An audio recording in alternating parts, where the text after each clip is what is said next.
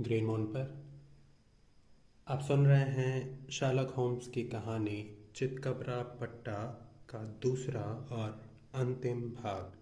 Sherlock Holmes जब लौटा तो लगभग 1 बज रहा था। उसके हाथ में एक नीला कागज था जिस पर काफी कुछ लिखा हुआ था। मैंने उसकी मृत पत्नी का वसीयतनामा देखा है, वह बोला। उसका सही सही अर्थ निकालने के लिए मुझे उन निवेशों के दाम देखने पड़े जिनका इससे संबंध है। पत्नी की मृत्यु के समय जो कुल आमदनी 1100 पाउंड के आसपास थी, अब कृषि उत्पादनों के दाम गिरकर घटने के कारण 750 पाउंड रह गई है। हर एक बेटी 250 पाउंड की आमदनी का दावा कर सकती है अगर वह शादी कर ले तो। ये साफ है कि अगर दोनों लड़कियों की शादी हो जाती है तो इस खूबसूरत आदमी को शायद ही कुछ मिल पाता, और एक भी बेटी की शादी से ये काफ़ी हद तक अपंग हो जाता। मेरी सुबह की मेहनत बेकार नहीं गई है वाटसन, क्योंकि उसने साबित हुआ है, और उसे इस तरह की कोई घटना रोकने की ठोस वजह ज़रूर थी। अब वाटसन, मामला बहुत गंभीर है और हम समय नहीं गंवा सकते, क्योंकि बूढ़े को शक है और हम इस केस में दिलचस्पी तो ले ही रहे हैं। अगर तुम तैयार हो तो हम टैक्सी लेकर वाटरलू चलते हैं। अच्छा होगा कि तुम अपनी जेब में रिवॉल्वर रख लो। एली नंबर 2 उन सज्जनों के लिए ठीक रहती है जो स्टील के चिमटे को हाथ से टेढ़ा कर सकते हैं, और एक टूथ ब्रश भी रख लो। वाटरलू में हमें लेदरहेड की ट्रेन समय पर मिल गई, जहाँ से हमने सामान सहित एक घोड़ा गाड़ी किराए पर ली और 5 किलोमीटर तक सरे की खूबसूरत गलियों में घूमते रहे। दिन बहुत अच्छा था। आकाश में सूरज चमक रहा था। एक दो बादल रुई की तरह आकाश में छाए थे। पेड़ और रास्ते की झाड़ियाँ अपनी पहली हरी कोपलें उगा रहे थे, और वातावरण में गिटकीली मिट्टी की महक थी। कम से कम मुझे तो वसंत के आगमन और हमारे भयानक केस में विरोधाभास लग रहा था। होम्स ट्रैप की आगे की सीट पर बैठा था, हाथ जोड़े।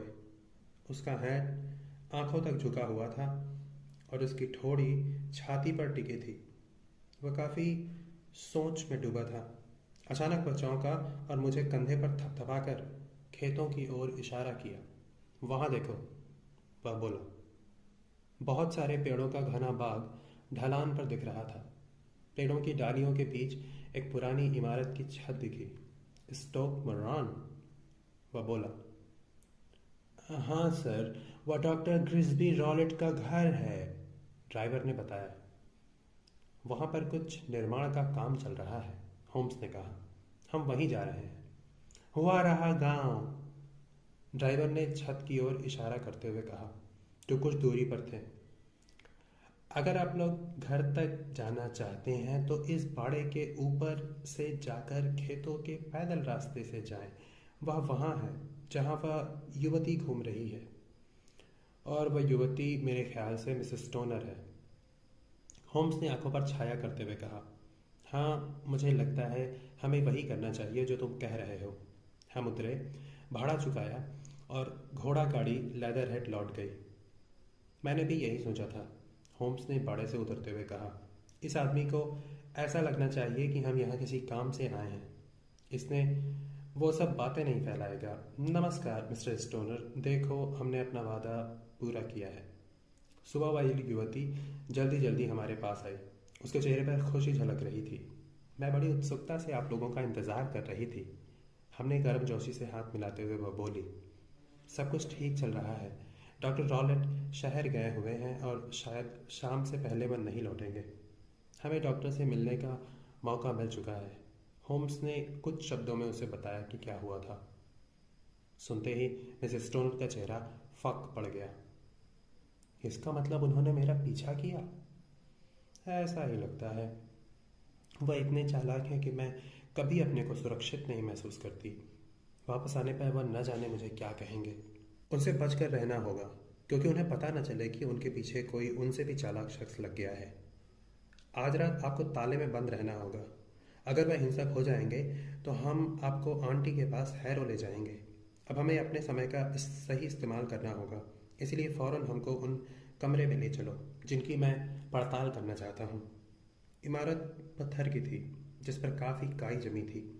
उसका बीच का हिस्सा ऊंचा था और एक केकड़े की तरह गोलाई लिए दो खंडों में था। वह दोनों ओर फैले हुए थे। एक खंड में खिड़कियां टूटी हुई थीं और लकड़ी के फट्टों से ढकी हुई थीं, जबकि धंसी हुई छत खंडहर का चित्र प्रस्तुत कर रही थी। बीच का हिस्सा थोड़ी बेहतर हालत में था, पर दाएं हाथ का हिस्सा अपेक्षाकृत नया था। खिड़कियों पर पर्दे और चिमनियों से उठता नीला धुआं दिख रहा था कि परिवार इसी हिस्से में रहता होगा। आखिर दीवार पर कुछ अर्धचंद्राकार डिजाइन बनी हुई थी और पत्थर टूटे हुए थे, पर जब हम वहां पहुंचे तो उस वक्त वहां कोई भी मिस्त्री नहीं दिखाई दिया। होम्स ने बेतरतीब पड़े लॉन का मुआयना किया और बहुत ध्यान से खिड़कियों को बाहर से जांचा। मैं समझता हूँ कि यह उस कमरे की खिड़की है जिसमें आप सोती हैं, और बीच वाली आपकी बहन की है, और मुख्य इमारत से लगी खिड़की डॉक्टर रॉलेट के चैम्बर की है। बिल्कुल, पर अब मैं बीच वाले कमरे में सोती हूँ क्योंकि वहाँ मरम्मत चल रही है। वैसे मैं समझता हूँ कि इस दीवार में मरम्मत करवाने की कोई ख़ास ज़रूरत नहीं है, होम्स ने कहा। कोई ज़रूरत नहीं है।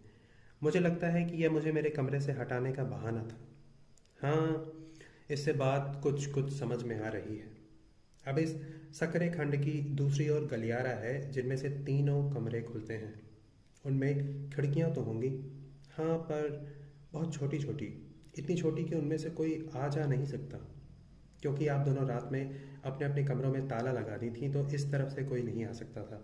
हम्म, अब अपने कमरे में जाओ और खिड़कियों के शटर बंद कर दो। मिसेस स्टोनर ने ऐसा ही किया। खुली हुई खिड़की से बारीक पड़ताल करते हुए उसने हर जगह से दरवाज़ा खोलने की कोशिश की, पर खोल नहीं पाया। कोई भी ऐसी जगह नहीं थी जिसे चाकू डालकर खिड़की का दरवाज़ा खोला जा सके। वो अपने लेंस के जरिए उसने चूल्हों की पड़ताल की, पर वे भी ठोस लोहे के थे और मजबूती से पत्थर में गड़े हुए थे। उलझन से अपनी ठोड़ी खुजाता हुआ वह बोला, मैं जो सोच रहा था उसमें थोड़ी मुश्किल आ रही है, वॉटसन। अगर ये शटर बंद हो तो इनमें से कोई नहीं आ सकता। खैर, देखते हैं कि कमरे के अंदर जाकर शायद कुछ समझ में आ जाए। किनारे पर बने एक छोटे से दरवाजे में हम उस गलियारे में आए जिससे तीनों कमरे खुलते थे। होम्स ने पहले कमरे की जांच करने से मना कर दिया, इसीलिए हम दूसरे कमरे में आ गए जिसमें मिसेस स्टोनर अकेली सोती थी और जिससे उसकी बहन की मौत हुई थी। यह एक छोटा सा कमरा था जिसकी छत नीची थी और उसमें पुराने घरों की तरह फायर प्लेस भी था। लकड़ी की दराजों का एक बक्सा कोने में था। दूसरे कोने में पतला सा सफ़ेद पलंग और खिड़की की बाईं ओर एक ड्रेसिंग टेबल थी। इन्हें और बांस की दो कुर्सियों को ही कमरे का फर्नीचर कह सकते थे। इसके अलावा कमरे के बीचों बीच एक चौकोर विल्टन का कालीन था। कमरे की लकड़ी और दीवारों की पैनलिंग सड़ी गली थी और वहाँ कीड़ों की भरमार लगी थी। लग रहा था घर बनने के समय से ही यह लगी हुई थी। होम्स ने एक कुर्सी खींची और एक कोने में चुपचाप बैठ गया, जबकि उसकी आंखें कमरे के चारों ओर ऊपर नीचे और उसकी हर बारीकी को गौर से देख रही थीं। इस घंटी का किससे संपर्क है? आखिर में उसने घंटी की मोटी रस्सी की ओर इशारा करते हुए कहा, जो पलंग तक नीचे लटक रही थी और जिसका फुंदना तकिए पर टिका था। यह हाउसकीपर के कमरे तक जाती है। ये कमरे की बाकी चीज़ों से ज़्यादा नई लग रही है। हाँ, यह 2 साल पहले ही लगाई गई थी। शायद तुम्हारी बहन ने इसकी फरमाइश की होगी। नहीं नहीं, मैंने कभी उसे इसको काम में लाते नहीं सुना। हम जो कुछ चाहती थी वह अपने आप ही लाती थी। वास्तव में इतनी अच्छी घंटी की रस्सी यहाँ पर लगाना बेकार है।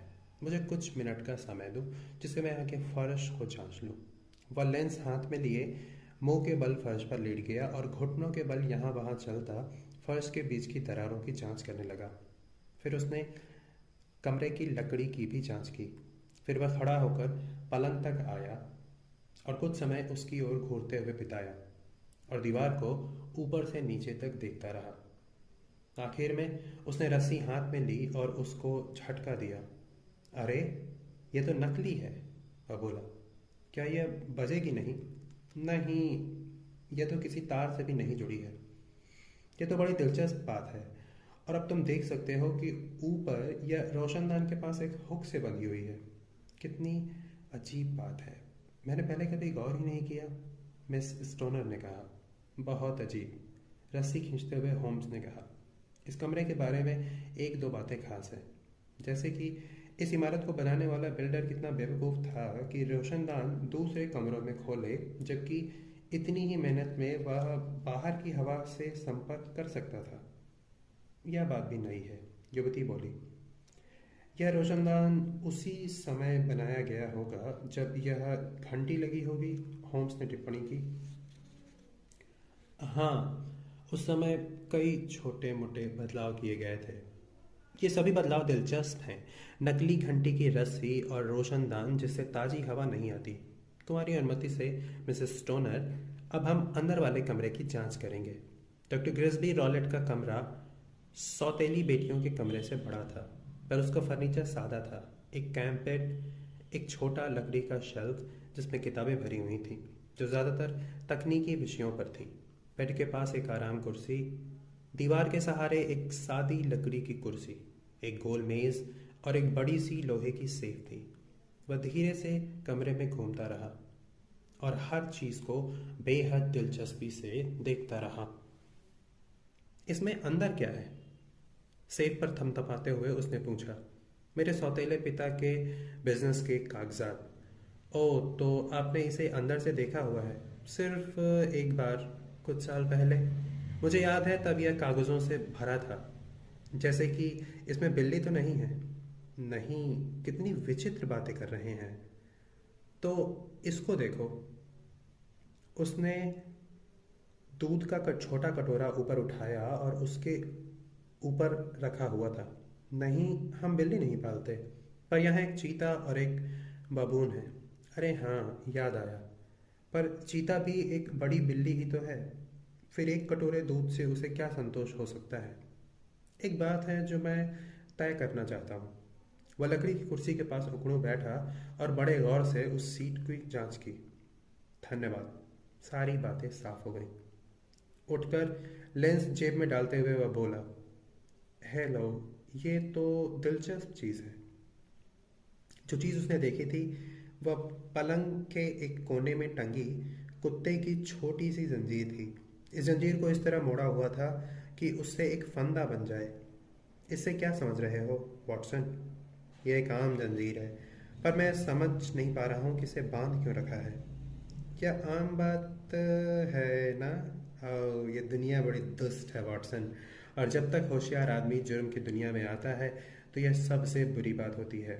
मैं समझता हूँ मैंने काफ़ी देख लिया है, मिसेस स्टोनर, और आप कहें तो हम बाहर लॉन में चलते हैं। मैंने अपने मित्र मिस्टर होम्स का चेहरा पहले कभी भी इतना गंभीर नहीं देखा था जैसा कि इस जांच के बाद। हमने लॉन के कई चक्कर काटे। ना मैंने और ना मिस स्टोनर ने उसकी विचारधारा तोड़नी चाही। आखिर उसी ने चुप्पी तोड़ी। यह बहुत ज़रूरी है मिस स्टोनर, आप हर तरीके से मेरी राय माने, उसने कहा। मैं बिल्कुल वैसा ही करूँगी। मामला बहुत गंभीर है और आपको बिल्कुल भी नहीं हिचकिचाना है। आपकी ज़िंदगी इसी पर निर्भर है, होम्स ने कहा। मैं वादा करती हूँ कि मैंने अपने आप को आपके हवाले कर दिया है। सबसे पहली बात तो यह कि मेरे मित्र और मुझे आज की रात आपके कमरे में बितानी होगी। मिसेस स्टोनर और मैंने उसे अचरज से देखा। हाँ, ऐसा ही करना पड़ेगा। मैं समझता हूँ शायद वहाँ पर गांव की धर्मशाला है ना? हाँ, वह ग्राउंड है। बहुत अच्छा, वहाँ से आपकी खिड़कियाँ दिखती होंगी। बिल्कुल। आपको अपने कमरे में बंद रहना होगा, सिर दर्द का बहाना लेकर।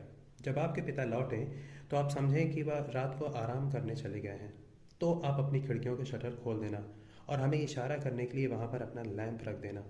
फिर चुपचाप अपनी ज़रूरत का सारा सामान लेकर उस कमरे में चली जाना जिसमें आप पहले रहती थी। मुझे कोई शक नहीं है कि मरम्मत के बावजूद आप एक रात वहाँ गुजार सकती हैं। अरे हाँ, बड़ी आसानी से। बाकी आप हमारे ऊपर छोड़ दो। पर आप करोगे क्या? हम रात आपके कमरे में गुजारेंगे और उस आवाज़ की वजह की जांच करेंगे जिससे आप परेशान हुई थी। मुझे लग रहा है मिस्टर होम्स कि आपने अपना काम कर लिया है, मिसेस टोनर ने मेरे मित्र की बाह पर हाथ रखते हुए कहा। शायद हाँ, शायद मैंने कर लिया है। तो फिर मुझे बताओ कि मेरी बहन की मृत्यु का क्या कारण था? मैं कुछ भी पहले से पहले और ठोस सबूत चाहता हूँ। कम से कम इतना तो बता दो कि मेरा अंदाज़ा सही था और वह अचानक दहशत से मर गई। नहीं, मुझे ऐसा नहीं लगता। मुझे लगता है उसकी मौत की कोई और प्रत्यक्ष वजह थी। मिसेस स्टोनर, अब हमें यहाँ से जाना होगा, क्योंकि अगर डॉक्टर रॉलेट वापस आ गए और हमें देख लिया तो सारी बात बिगड़ जाएगी। Good bye. हौसला रखना। अगर आप ऐसा करोगी जैसा मैंने कहा है तो निश्चिंत रहना कि हम जल्दी ही उन खतरों को मार भगाएंगे जिनसे आप डर रही हैं। शार्लक होम्स और मैं क्राउन धर्मशाला में एक बेडरूम और सीटिंग मिलने में ज़्यादा परेशान नहीं हुए। ये ऊपरी मंजिल पर थे। हमारी खिड़की से हमें एवेन्यू का गेट और स्टॉक मोरान मैनर का रिहायशी हिस्सा दिख रहा था। शाम ढलने पर हमने डॉक्टर रॉलेट को घर जाते देखा। उनका शरीर ड्राइव कर रहे छोटे लकड़े से बहुत ज़्यादा विशाल लग रहा था।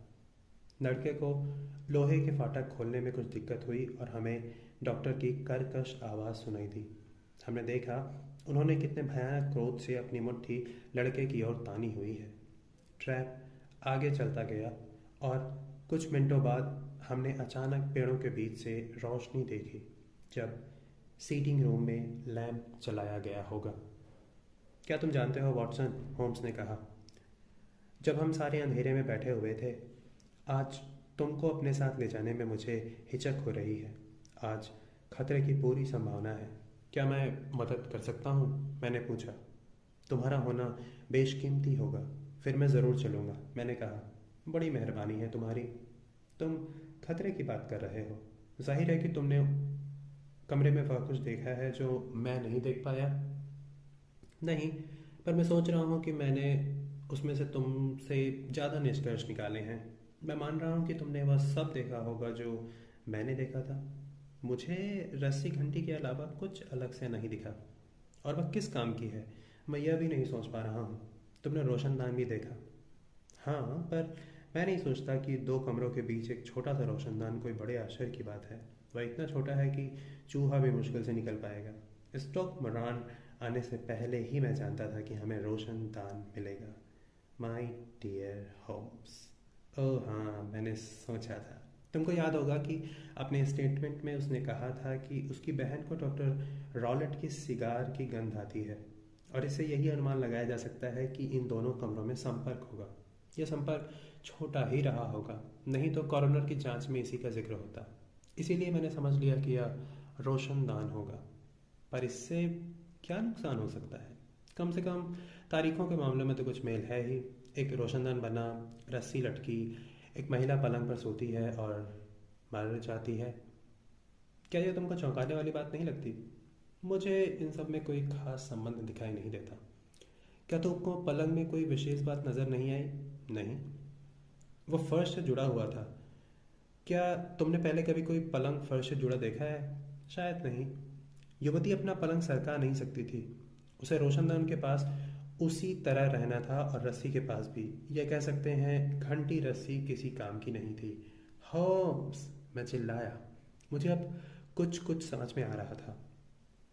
तुम किस ओर इशारा कर रहे हो? हम समय पर आ गए हैं ताकि चालाकी भरा एक भयंकर अपराध रोक सकें। चालाकी भरा और भयंकर भी। जब एक डॉक्टर गलती करता है तो वह पहला अपराधी होता है, जिसमें हिम्मत भी होती है, जानकारी भी। पॉलमर और प्रिचर्ड अब पेशे में सबसे आगे था। यह आदमी उनसे भी ज़्यादा गहराई से वार कर रहा है। पर मैं सोचता हूँ वॉटसन कि हम उससे भी गहरी चोट उसे पहुँचा सकते हैं। रात खत्म होने से पहले हमें काफ़ी सारी भयानक स्थितियों का सामना करना पड़ेगा। अब चलो, हम शांति से बैठकर पाइप सुलगाते हैं और कुछ घंटों के लिए अपनी दिमाग अच्छी बातों से भर लेते हैं। 9 बजे के आसपास पेड़ों के बीच से आ रही रोशनी गुल हो गई और मैनर हाउस की दिशा में अंधेरा छा गया। 2 घंटे धीरे धीरे बीत गए और फिर अचानक 11 का घंटा बजते ही एक रोशनी हमारे ठीक सामने चमकी। यह हमारे लिए इशारा है, होम्स ने उछलकर खड़े होते हुए कहा। यह बीच वाली खिड़की से आ रहा है। जब हम बाहर निकले तो धर्मशाला के मालिक से कुछ बातें की। उसे बताया कि हम एक मित्र से मिलने इतनी रात में जा रहे हैं और हो सकता है हम रात वहीं बिताएं। कुछ देर में ही हम अंधेरी सड़क पर थे। हमारे चेहरों पर ठंडी हवा लग रही थी और हमारे सामने एक पीली रोशनी चमक रही थी कि हम अपना खतरनाक काम पूरा कर सकें। अंदर प्रवेश करने में खास दिक्कत नहीं हुई, क्योंकि पुराने पार्क की दीवार जगह जगह से टूटी हुई थी। पेड़ों के बीच से होते हुए हम लॉन तक पहुंचे और उसे पार करके खिड़की से अंदर जाने ही वाले थे कि झाड़ियों के बीच से एक मुड़ा तुड़ा टेढ़ा मेढ़ा भद्दा सा बच्चा बाहर दौड़ा, जो घास पर लेटकर कुछ देर तड़पा, फिर अंधेरे में लॉन से पार भाग गया। अरे, यह क्या? मैं फुसफुसाया। तुमने देखा? इस समय होम्स भी उतना ही चौंक उठा था जितना कि मैं अपनी घबराहट से। उसका हाथ मेरी कलाई पर शिकंजे की तरह कस गया था। फिर वह धीरे से हंसा और अपने होंठ मेरे कान तक लाया। यह अच्छी गृहस्थी है, यह बबून था। मैं उन विचित्र जानवरों के बारे में भूल गया था जो डॉक्टर ने पाल रखे थे। एक चीता भी था। हो सकता है हम किसी भी पल उसे अपने कंधे पर पाएं। जब जूते उतारकर मैंने अपने को बेडरूम के अंदर पाया तो मुझे बड़ी राहत मिली। मेरे मित्र ने बगैर आवाज़ किए शटर बंद कर दिया, लैम्प को मेज़ पर रख दिया और कमरे के चारों ओर नज़र दौड़ाई। ये सब कुछ वैसा था जैसा हमने दिन में देखा था। फिर वह सरकता हुआ मेरे पास आया और हाथ से बिगुल सा बिनाते हुए मेरे कान में धीरे से फुसफुसाया कि मुझे मुश्किल से उसकी बात समझ में आई। जरा सी भी आवाज़ हमारी योजना पर पानी फेर सकती है। मैंने सिर हिलाकर उसे जताया कि मैंने सुन लिया है। हमको बगैर रोशनी के बैठना होगा। रोशनदान में उसको रोशनी दिखाई पड़ सकती है। मैंने फिर से सिर हिलाया। सोना मत, तुम्हारी जिंदगी इस पर निर्भर हो सकती है। अपनी पिस्तौल तैयार रखना कि कहीं हमें उसकी ज़रूरत ना पड़ जाए। मैं बेड के इस किनारे पर बैठता हूँ और तुम उस किनारे पर बैठ जाओ। मैंने अपनी रिवॉल्वर निकाली और उसको मेज के किनारे रख दिया। होम्स एक लंबी पतली छड़ी लाया था और उसने अपने पास बेड पर रख ली, और उसके पास ही उसने माचिस की डिब्बी और मोमबत्ती भी रख ली। फिर उसने लैंप बुझाया और हम अंधेरे में बैठ गए। उस भयानक चौकसी को मैं कैसे भूल सकता हूँ। मुझे कोई आवाज़ सुनाई नहीं पड़ रही थी, सांस लेने की भी नहीं। फिर भी मैं जानता था कि मेरा मित्र आंखें खोले मुझसे 1-2 मीटर की दूरी पर बैठा है, और वह भी उसी तनाव में है जिसमें मैं हूँ। खिड़की के शटर के बाहर कोई रोशनी नहीं आ पा रही थी और हम घुप अंधेरे में इंतज़ार कर रहे थे। बाहर से किसी निशाचर पक्षी की कभी कभी चिल्लाहट सुनाई पड़ती थी, और एक बार हमारी ही खिड़की पर बिल्ली की लंबी रुलाई सुनाई दी, जिससे पता चला कि चीता वास्तव में खुला घूम रहा है। दूर हमें चर्च की घड़ी की घंटी की आवाज़ सुनाई पड़ती थी, जो हर 15 मिनटों में बज उठती थी। कितने लंबे लग रहे थे वे 15 मिनट। 12 का घंटा बजा, फिर 1, 2 और 3 का घंटा भी बजा। फिर भी हम चुपचाप यह देखने के लिए बैठे रहे कि क्या होने वाला है। अचानक रोशनदान की दिशा में एक क्षणिक रोशनी चमकी, जो तुरंत बुझ गई, और उसके बाद जलते तेल और गर्म धातु की महक आई। पड़ोस के कमरे में किसी ने ढकी हुई लालटेन जलाई थी। मैंने किसी के धीमे धीमे चलने की आवाज़ सुनी और फिर एक बार सन्नाटा छा गया। हालांकि महक तेज होती गई। आधे घंटे तक मैं कानों पर जोर देता रहा। फिर अचानक एक दूसरी आवाज़ साफ सुनाई दी, बहुत धीमी आवाज़, मानो किसी कीर्ति से धीरे धीरे भाप निकल रही है। जैसे ही हमने वह आवाज़ सुनी, होम्स लपक कर खड़ा हो गया, माचिस जलाई और रस्सी घंटी पर ताबड़तोड़ छड़ी मारने लगा। तुम देख रहे हो वाटसन? वह चिल्लाया। तुम देख रहे हो ना? पर मुझे कुछ नहीं दिखाई दिया।